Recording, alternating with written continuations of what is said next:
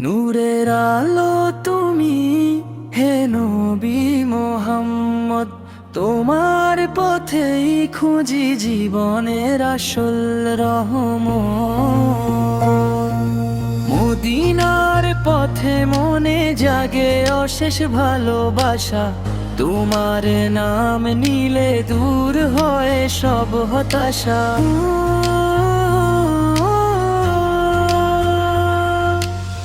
দরুদে ভরে উঠুক আমার প্রতিটি প্রার্থনা। তোমার শূন্যতে কাটুক আমার সারা জীবন খানা।